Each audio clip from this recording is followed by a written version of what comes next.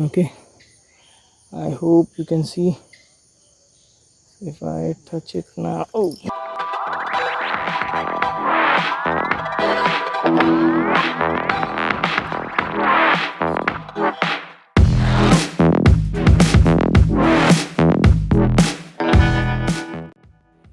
hi guys, I'm Jomi Thomas and welcome to Fishing Weekends. I have come out for fishing after a while. It's been around a month now. I've chosen this spot for fishing. What made me choose this spot is there is a turn in the river bed over here. If you can see, the river turns towards the left. Now, where there is a turn, the area of the river bed increases, and when the area increases, the current or the flow of water in the river decreases, and there are high chances for to find a fish at places or spots where there is low water current. I already casted out one of my rod. I couldn't wait for long. The reason being the place where I'm staying, the season, the days are short now. So I just want to cast all my rods before it gets dark. Now some of you must be wondering what is that black cup attached to the trees surrounding me. These trees are the source for the natural rubber latex. These trees are tapped and the latex from the trees get collected in that cup. The latex is then cured, converted into sheets and then sold in the market, which are then used to produce automobile tires, gumboots, and other rubber products. In this video, I'm using earthworm as a bait. I collected them from my garden. You can find them in any damp area where there is decaying wood or decaying leaves. I hook the bait until entire shank of the hook is filled.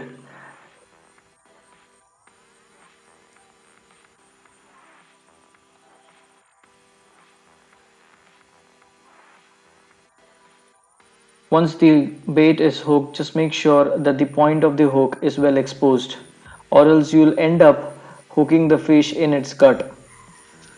Now, on this part of the river, that particular section or that side of the river, it has a steep end. However, this part of the river has a narrow slope.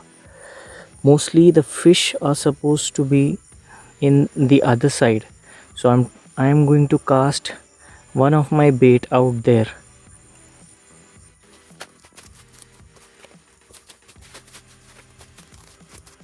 To keep my hands free, I use rod holders. And to my rod holders, I have also attached waterproof lamps. It helps to have a better visibility in the dark. This rod holder technique, I have learned it from a YouTube channel, Catfish and Carp. To check that out, I will add a link in the description to that video. Once I cast my rods, I attach the bite alarm bells to the tip of the rod. Now as soon as I attached the bell, I could hear the first bite on my rod.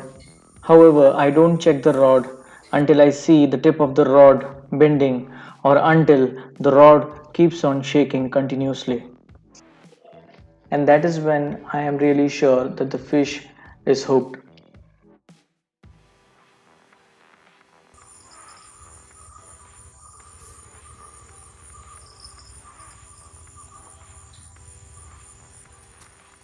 I am using earthworm as a bait. Now, earthworm is the best bait out there because of some reasons. First, it is the freely available bait. Second, almost every fish likes earthworm, be it barb, be it carp, be it catfish, be it any bottom feeders, they like earthworm. But the problem with earthworm is they come out of the hook very easily when small fish they try to play with your bait. I've been observing this rod and I've seen that fish has struck many times on this. So most probably I'm believing that this is an eel because whenever an eel takes the bite on the bait, it does not continuously pull the bait or the string. It keeps on rotating within the water to get itself out of the hook. And the other one over here, it's been some time past around, I think it has passed 10 minutes now that I have not got a single bite on it. So I'm going to pull that now and see whether the bait is there.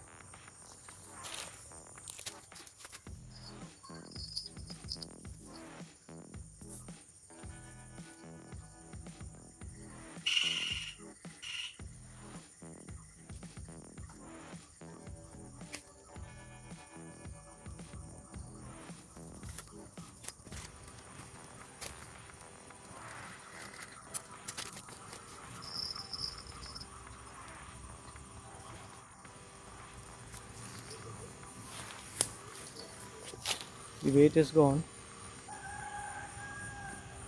Most probably there are some eels out there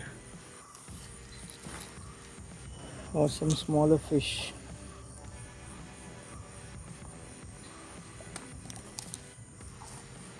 I'm going to try hook on a small piece of bait and let's see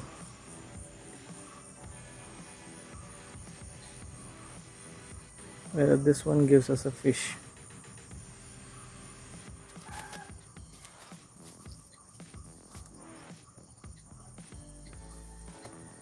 This place is full of trees surrounding the river, and that's why I carefully cast out my bait.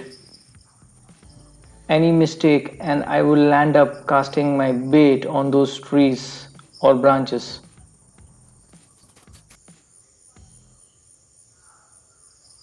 And yes,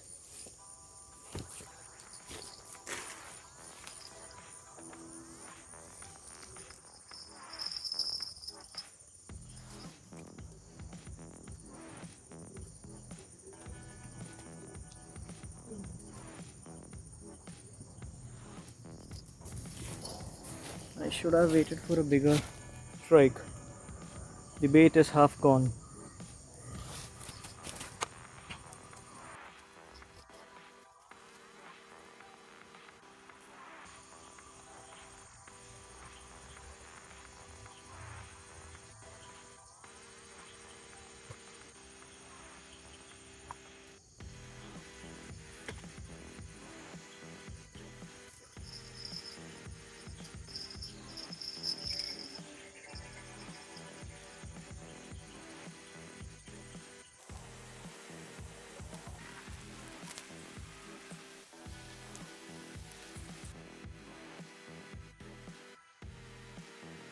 I was about to cast another rod, and it is then when I heard the bite alarm sounding, and it was a good strike.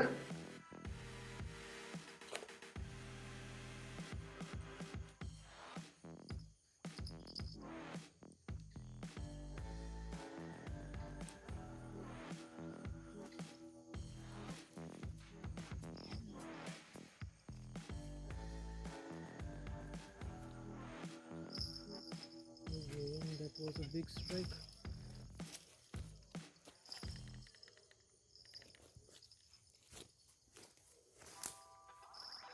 I was losing all my baits until it was dark, and the reason might be the small fishes. They go for the bait until it is daylight, and during the night they go to their hides to save themselves from other predators and the bottom feeders.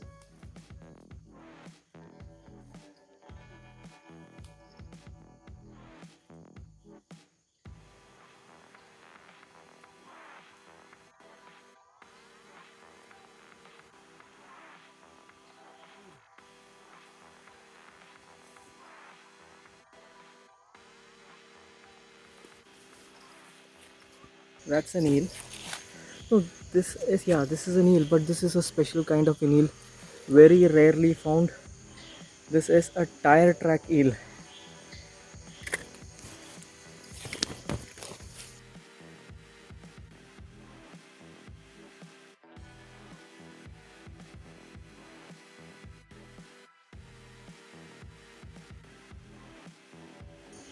Okay, I hope you can see if I touch it now. Oh, yes, there's very strong spine bones. Tide track eels are very good source of food because they just have a single Y bone in them and rest of the part is full of flesh. Earlier I had done a video for cleaning and cooking this kind of an eel. If you want to check that out, I'll put a link to the description for that video. It swallowed my hook.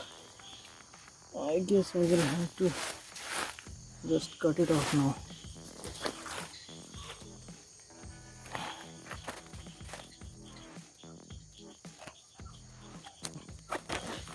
That's bad. We'll look now for the next one. After this I decided to cast it again and see if I can find a bigger one.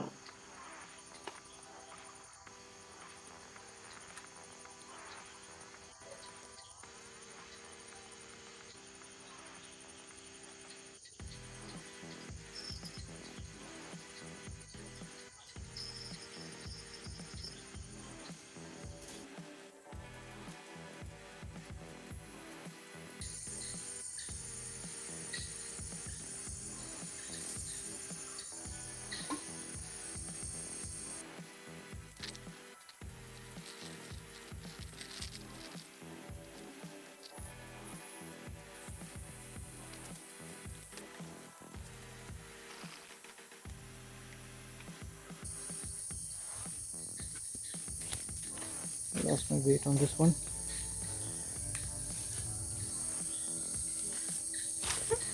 I lost my bait on this one.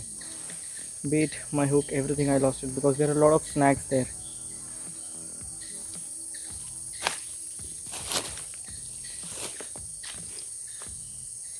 I'm just hopeful about this rod because all my baits have got exhausted.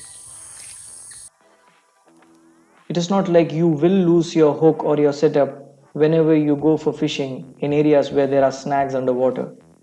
You may use a breakaway rig which helps you to retain your hook and your setup even when you're fishing in snaggy areas. Guys, so this is it for the day. I'm out of bait. We have caught one eel fish and that is our last bait out there.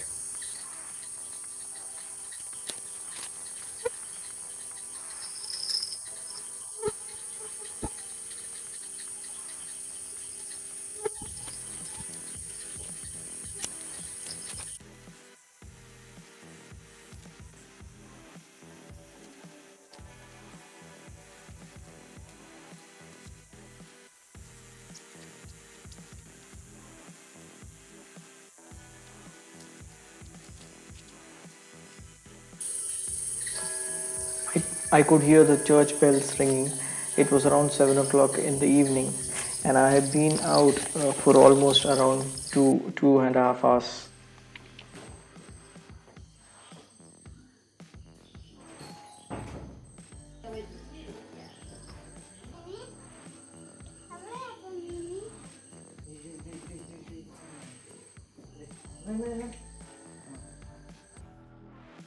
Once I reached home, I was curious to see my children because they are so fond of watching me come after fishing to know what all fish I got. Nivin is very fond of fish and other animals.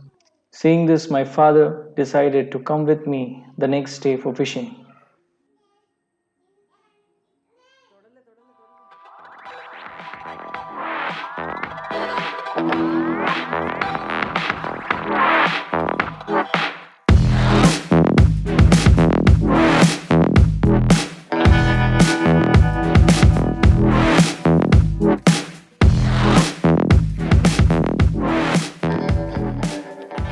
The anxiety and the curiosity which I had to come out for fishing with my father made me forget some of the important things.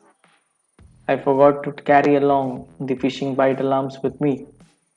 Thereby, It was a task for both of us to keep focusing on the tip of the rods all the time. But very soon we caught our first fish of the day.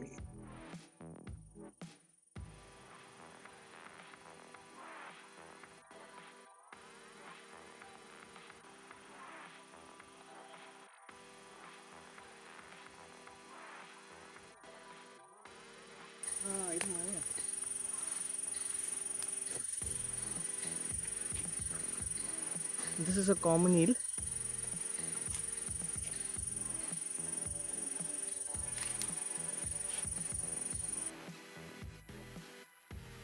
A basic difference between the eel which we caught the previous day and this one is that this one does not have a spiny bone protruding outside its skin. So it's easy to handle this one than the tire track eel. This is a piece of chicken. The I'm using this bait as the which I bait. used today is chicken. The reason being previous day I lost a lot of bait. It's hard for the chicken to come out of the hook even when the small fishes play with them.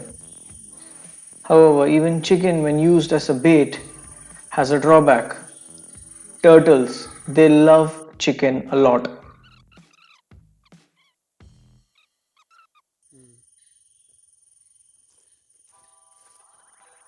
Noticing a strike on the bait, I waited just to reconfirm whether it was hooked.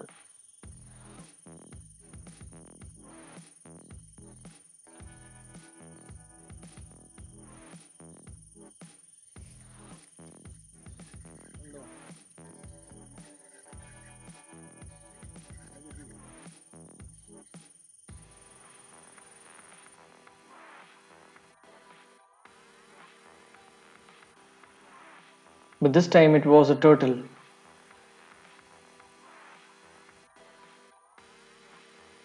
So we had to unhook it and set it free.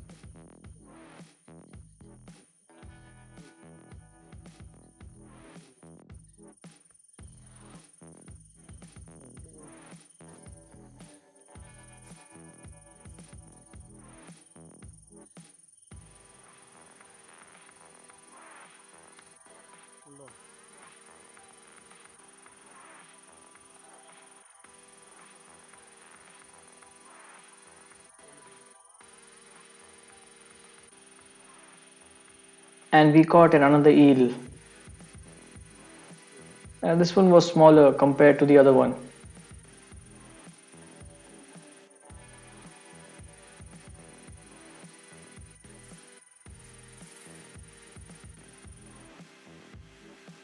And that was our last catch for the day. And I knew that my kids were waiting for me just to see what I have caught.